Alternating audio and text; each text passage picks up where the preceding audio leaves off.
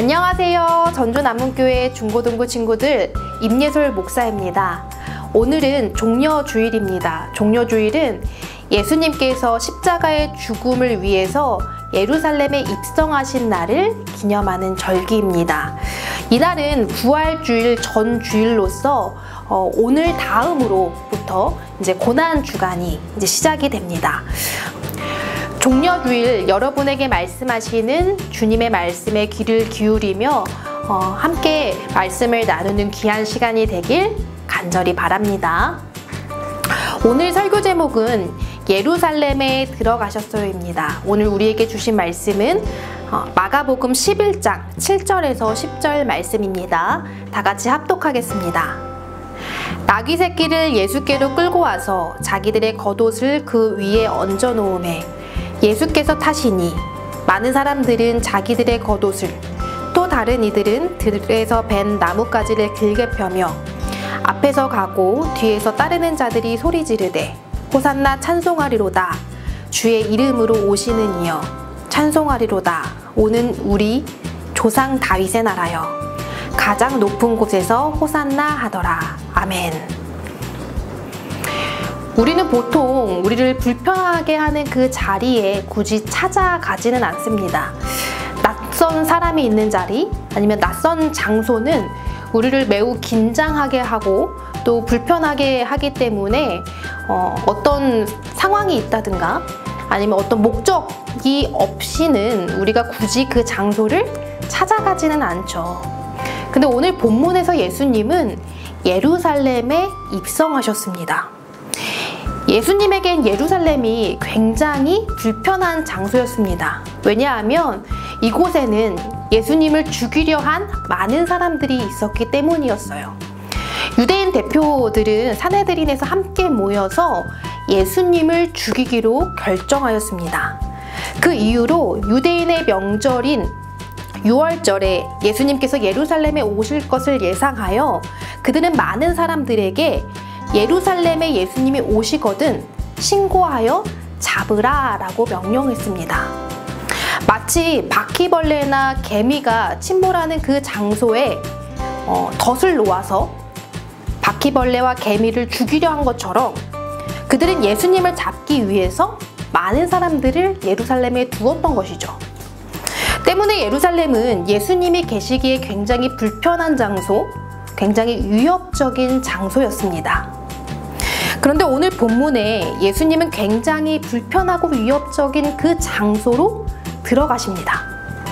그리고 그냥 우연에 의해서 잠깐 들리신 것이 아니라 예루살렘에 들어가시기 위하여 철저하게 계획하고 준비하셨습니다. 그렇다면 예수님은 예루살렘에 입성하기 전 무엇을 준비했던 것일까요? 예수님은 예루살렘에 가까이 왔을 때 두 제자들을 맞은편 마을로 보내었습니다. 그리고 나귀 주인에게 말하여 한 번도 타보지 않은 나귀 새끼를 가져오라 라고 말씀하셨습니다. 당시 하나님께 제사를 드릴 때 함께 제물을 바쳤고 또 이 제물을 바쳐진 이 짐승은 상처 없고 흠없는 순결한 짐승이어야만 했습니다. 예수님은 예루살렘 성전에 들어가기 위해서 아무 짐승이나 그냥 데리고 간 것이 아니라 구별된 새끼 나귀를 준비하셨습니다. 예수님이 어떠한 마음과 태도로 예루살렘에 입성하고 있는지를 알 수 있는 대목이죠. 예수님에게 예루살렘은 하나님 아버지의 뜻을 이루기 위한 최종 목적지였고 또 주님의 일을 감당하기 위해 숭고하고 정결한 마음으로 임하셨습니다. 예수님께서 예루살렘에 입성하셨을 때 많은 사람들은 예수님을 환호했습니다.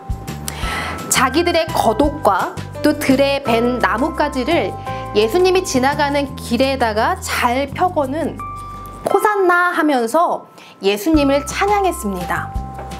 오늘날로 보면 예수님을 굉장한 VVIP로 대접했던 것이죠. 그들은 예수님을 향해 이렇게 외쳤습니다. 호산나 찬송하리로다 주의 이름으로 오시는 이여 찬송하리로다 오는 우리 조상 다윗의 나라여 가장 높은 곳에서 호산나. 호산나는 우리를 구원해 주소서라는 뜻입니다. 또 주님의 이름으로 온다는 것은 그가 하나님의 아들임을 내포하고 있습니다. 또 우리 조상 다윗의 나라는 그들이 가장 부강했을 때의 나라를 상징하고 있습니다. 이렇게 그들이 환영하며 외쳤던 이 내용을 살펴보면 그들이 원하는 예수님상을 우리는 알 수 있습니다. 많은 사람들은 자신들을 그 로마 압제의 고통과 가난에서 벗어나게 할 수 있도록 정말 이 로마 체제를 뒤엎을 수 있는 강력한 권세를 가진 메시아를 원했습니다. 예전 다윗이 통치하던 그 시절처럼 큰 힘이 있어서 다른 나라를 정복하고 또 부유함과 풍요를 줄 수 있는 그런 왕을 그들은 소망했습니다. 또 가장 높은 곳에서 호산나라고 외치는 그들의 외침처럼 가장 높은 권력과 권세를 가진 그런 왕을 그들은 원했습니다. 그러나 그들의 바람과 어울리게 예수님은 백마나 또 큰 말을 타고 그렇게 입성하지는 않았습니다. 한번 상상해 봅시다. 그들은 예수님을 맞이하기 위해서 자신의 겉옷이 흙에 묻음에도 불구하고 그냥 아랑곳하지 않고 자신의 겉옷을 내어놓고 또 주변에 나뭇가지를 베는 그런 수고로움을 그들은 기쁘게 합니다. 그리고 호산나라고 외치면서 정말 예수님을 기쁘게 찬양하고 환영하고 있습니다. 그들의 찬양 가운데서는 로마를 꺾을 권세를 가진 왕으로 예수님을 환영하고 찬양하고 있습니다. 그런데 예수님은 어떻게 들어오고 계시죠? 군중들 사이에서 새끼 나귀를 타고 예루살렘에 입성하십니다. 새끼 나귀의 작은 몸집 때문에 예수님의 발은 땅에 닿아서 질질 끌렸을 수도 있었고 또 나귀가 무거운 예수님을 감당하지 못해 정말 다리가 후두두두 떨리면서 정말 한 걸음 한 걸음 내딛는 그 나귀의 모습을 우리가 생각해 볼 수도 있습니다. 군중들이 바라는 이상향과 너무나 이질적인 예수님의 모습 때문에 너무나 어이없고 우스꽝스러운 그런 현장이 목사님 머릿속에 그려지기도 하고 여러분에게도 그렇게 그려질 수도 있습니다. 그럼에도 불구하고 왜 예수님은 자신의 환영의식과 맞지 않는 그 새끼 나귀를 타고 예루살렘에 입성하신 것일까요? 로마 황제는 전쟁의 승리를 통해서 자신의 옥자를 보존했고 이를 위해 창검과 단창, 또 방패 등 여러 무기뿐만 아니라 말을 유용하게 사용하였습니다. 그리고 그들이 전쟁에서 승리하게 되면요, 이 큰 말을 타고 입성했습니다. 때론 사두마차를 타고 다니는 바다의 포세이돈 신처럼 4마리의 말이 끄는 사두마차를 타고 신처럼 위풍당당하게 입성하기도 했습니다. 이처럼 말은 권세와 권력, 또 전쟁과 또 힘을 상징했던 것이죠. 로마는 말을 타고 다니며 거대한 대제국을 건설하기 위해서 여러 나라와 전쟁을 벌여 승리하게 되었고 지중해 세계를 하나의 로마로 만들어 평화를 이루어냈습니다. 로마의 평화는 피로 만든 평화였고 로마의 권력과 정복되어진 그 나라의 복종으로 이루어진 형식상의 평화였던 것이죠. 평화의 이면에는 많은 이들의 아픔과 고통이 함께 서려 있었고 그들이 만들어 놓은 평화로운 나라에는 여전히 로마의 압제에 가난하고 고통받는 사람들이 여전히 살고 있었습니다. 이렇듯 로마 황제가 만든 이 평화는 말을 타고 만든 전쟁을 통한 평화, 힘과 권력에 의한 평화였던 것이죠. 그런데 예수님은 말이 아닌 나귀 새끼를 타고 예루살렘에 입성하셨습니다. 이로써 예수님은 로마 황제가 만든 그런 평화가 아니라 자신은 다른 평화를 이야기하고 있다, 다른 평화를 만들러 왔다라는 것을 분명히 하였습니다. 나귀는 서민들의 운송수단이자 교통수단이었습니다. 사람들이 힘들어하는 그 무거운 짐을 대신 들어주고 사람들이 이동하기 어려운 그런 것들을 대신해주는 사람들에게 굉장히 이로운 짐승이었습니다. 이렇듯 겸손과 순종, 그리고 인내를 상징하는 이 나귀는 가장 낮은 이들과 함께 일하며 그들에게 힘이 되어주는 그런 존재였던 것이죠. 예수님은 새끼 나귀를 타고 예루살렘에 입성하시며 가장 낮은 이들에게까지 모두가 행복할 수 있는 평화, 사랑과 희생으로 모두를 구원할 수 있는 그런 평화를 이루시는 왕으로 오셨음을 알리셨습니다. 예수님은 이 땅의 구원을 위해 잘못된 권력과 결탁하지도 아니하고 전쟁과 힘으로 잘못된 권세를 무너뜨리려고 하지도 않았습니다. 오히려 자신의 목숨조차 내어놓은 그 희생과 사랑으로 많은 이들에게 진정한 평화를 보이셨던 것이죠. 예수님은 자신을 찬양하고 자신을 높이려는 그 사람들에게 어떠한 반응도 보이지 않으십니다. 어떠한 동요도 보이지 않으셨습니다. 자신을 높이고 환영하는 것을 보면 사실 우쭐대기도 하고 굉장히 기분도 좋을 거 아니에요, 그쵸? 근데 예수님은 새끼 나귀를 타고 입성하신 뒤에 곧바로 성전으로 들어가십니다. 그리고 모든 것들을 다 둘러보셨습니다. 그렇다면 예수님은 이 예루살렘 성전에서 무엇을 보셨을까요? 그 이튿날 예수님이 예루살렘에 들어갔을 때 보이는 광경은 이러합니다. 성전 안에 매매하는 자들, 돈을 바꾸는 자들, 또 비둘기와 같은 재물을 파는 자들의 분주한 모습이었습니다.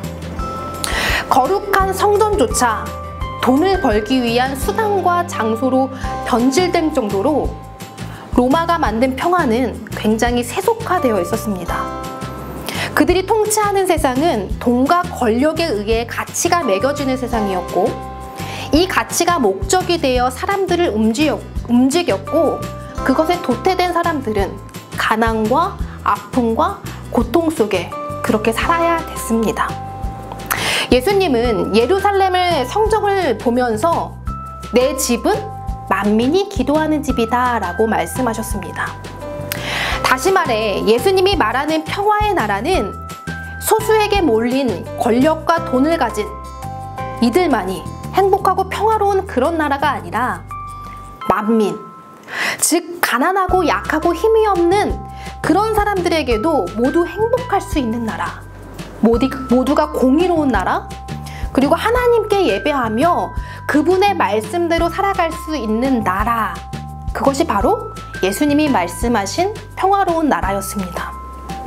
그리고 예수님은 이 평화를 이루시기 위해 전쟁하거나 힘을 내세우는 것이 아니라 나귀처럼 이 세상의 죄를 짊어지시기로 결단하며 예루살렘에 입성하셨습니다. 사랑하는 전주남문교회 친구들, 여러분은 어떤 평화를 바라고 계십니까? 여러분 혼자 평화롭다고 한다면 여러분 주변에 다른 사람들이 고통받고 아파하고 있는 것에 눈 감을 수가 있습니까? 아니면 여러분뿐만 아니라 주변의 모든 사람들이 고루 평화로울 수 있는 그런 평화를 원하십니까? 또 폭력과 힘으로 만들어진, 그렇게 이루어진 평화를 원하십니까? 아니면 사랑과 섬김으로 평화가 이루어지기를 원하십니까? 예수님께서 이루신 그 평화를 우리가 묵상하며 저와 여러분이 예수님께서 말씀하시고 행동하신 그 평화의 길을 같이 나아가는, 그리고 함께 이루어내는 저와 여러분이 되길 간절히 소망합니다. 기도하겠습니다. 참 좋으신 하나님 감사합니다. 이 시간 예수님이 걸어가신 그 평화의 길을 우리가 살펴보게 되었습니다. 예수님이 말씀하시고 걸어가신 그 평화는 전쟁과 힘이 아닌, 권세와 권력이 아닌 사랑과 섬김과 희생에 의한 평화요, 소수의 평화가 아닌 모두의 행복이 있을 수 있는 그런 평화였습니다. 주님, 저희도 예수님의 길을 함께 걸어가길 원합니다. 예수님이 가르쳐 주시고 이루시고 행하신 그 평화를 우리도 우리의 삶에서 이루어내길 원합니다. 주여, 우리가 그렇게 살아갈 때마다 지혜를 주시고 함께하여 주시어서 우리의 삶에서 예수님이 말씀하신 그 평화를 이루는 삶을 살아갈 수 있도록 주님 도와주시옵소서. 예수님의 이름으로 기도드립니다. 아멘.